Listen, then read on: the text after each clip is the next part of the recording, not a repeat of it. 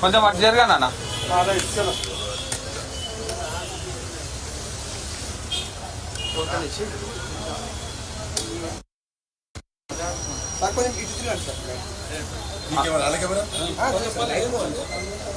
అన్న కళ్ళు మూసుకోపోతాయి అన్న నువ్వు ఒకళ్ళకి ఇచ్చేసాయి అన్న. నువ్వు అక్కడికి వెళ్ళిపోవచ్చు ఇక్కడికి వచ్చి అన్న కొంచెం డౌన్ చేయండి, కొంచెం డౌన్ చేయండి. ఓకే. మిత్రులందరికీ నమస్కారం. ఈ నెల 22వ తేదీ అయోధ్యలోని నూతనంగా నిర్మించినటువంటి రామ మందిరంలో భగవాన్ శ్రీరామ్ యొక్క ప్రాణ ప్రతిష్ఠ జరుగుతున్న విషయం మనకందరికీ తెలుసు.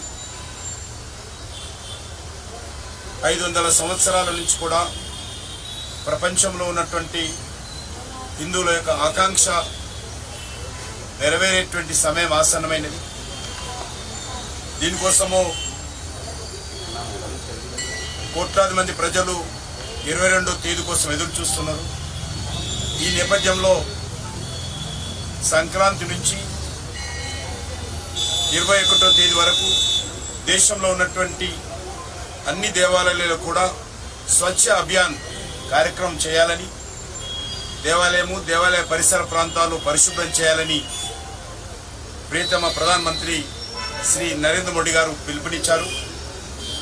శ్రీ నరేంద్ర మోడీ గారి పిలుపు మేరకు దేశంలో లక్షలాది మందిరాలను భారతీయ జనతా పార్టీ కార్యకర్తలు, హిందువులు, ముఖ్యంగా యువకులు, స్వచ్ఛంద సంస్థలు ముందుకొచ్చి ఈ యొక్క దేవాలయ స్వచ్ఛ అభియాన్ కార్యక్రమంలో స్వచ్ఛందంగా పాల్గొంటున్నారు. అందులో భాగంగా ఈరోజు హైదరాబాద్లోని బషీర్బాగ్ వద్ద ఉన్నటువంటి కనకదుర్గమ్మ వారి దేవాలయంలో ఈ స్వచ్ఛ అభియాన్ కార్యక్రమం అందులో భాగంగా చేపట్టడం జరిగింది.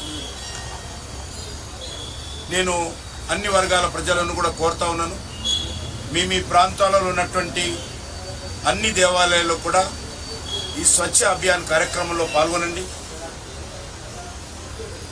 ఈ యొక్క దేవాలయాలు పరిసర ప్రాంతాలు పరిశుభ్రం చేయండి. మనమందరం కూడా ఏదైతే ఒక ఆధ్యాత్మికమైనటువంటి భావనతో నరేంద్ర మోడీ గారు 12 రోజుల పాటు అనుష్ఠానం ఏదైతే చేపట్టడం జరిగిందో, కఠోరమైనటువంటి దీక్ష చేపట్టడం జరిగిందో, వారికి కూడా మద్దతుగా మనమందరం కూడా అనేక కార్యక్రమాలు తీసుకోవాల్సినటువంటి అవసరం ఉంది. ఈరోజు దేశవ్యాప్తంగా ఏ ఊర్లోకి వెళ్ళినా,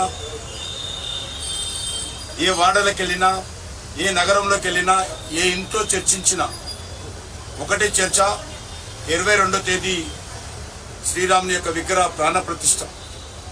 అద్భుతమైనటువంటి స్వాతంత్రం వచ్చిన తర్వాత ఇంత పెద్ద ఆధ్యాత్మికమైనటువంటి కార్యక్రమం గతంలో ఎప్పుడూ జరగలేదు.